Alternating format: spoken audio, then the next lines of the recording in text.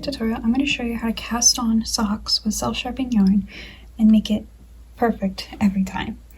So this is my ball of self-striping yarn. So self-striping yarn is exactly as it says. It makes a stripe. It has a stripe repeat.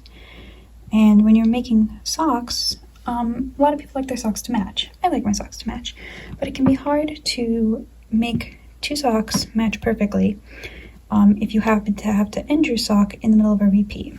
So you can see here on this is a sock I've finished, and it's unblocked, so it's all crinkled up. But you can see here, for my length of foot, I had to stop in the middle of a stripe, this gray stripe here, before I switch to a contrast for my toe. I have a middle of a stripe, and that can be hard to start your next sock because you won't have a full stripe to start the next sock, the cuff, and that won't match. See, I ended with a gray stripe here, but I started with a blue stripe here. And I'm going to show you a trick to cast on with self-striping that'll help you match your socks better. So the self-striping yarn I'm using is Felici, and this is the Beyond the Wall colorway. And you can see for this sock, I started at the beginning of a stripe, a blue stripe. My cast on is actually in a different color. It's in the stripe before this one. And I'm going to show you how to achieve this look. So I ended my other sock in the middle of a gray stripe, and I have about half of the rest of the gray stripe here. I'm actually going to pull my self-stripping yarn until I get to the next color. And of course it's knotting on the inside.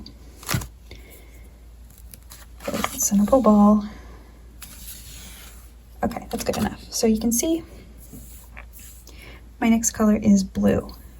And here is where the blue and gray meet.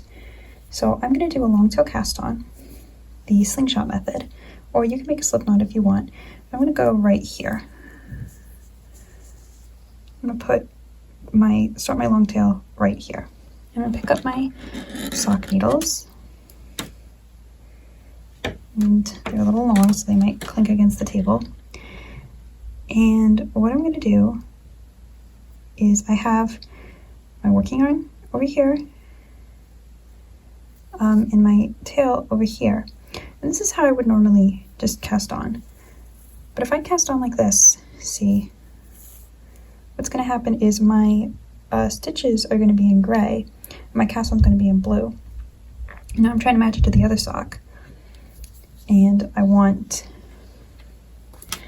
my cast on in gray and my work in blue.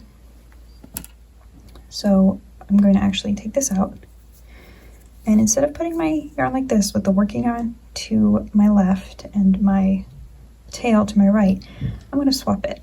I'm going to turn,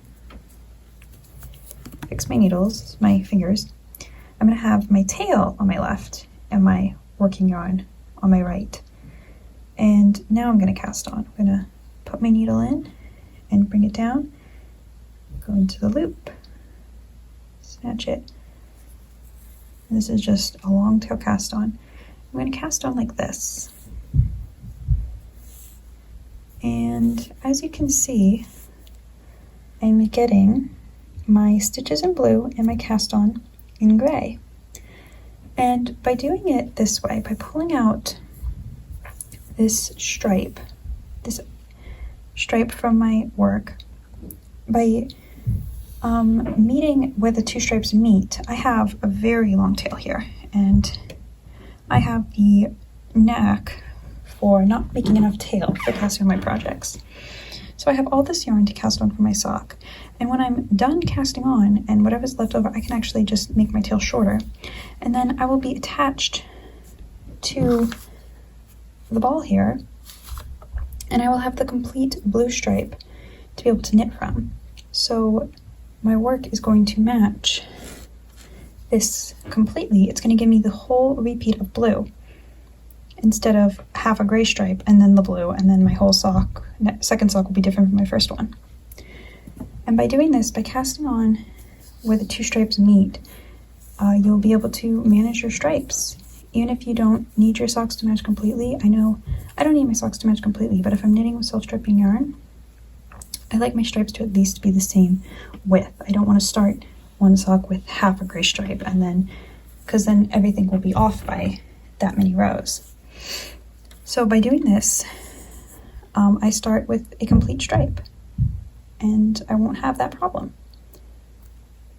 And that's all this little hack is. Just casting on where the two colors meet and making sure your tail is what you are wrapping around your thumb. Making sure that's the bottom of your cast on instead of the top. And that's it.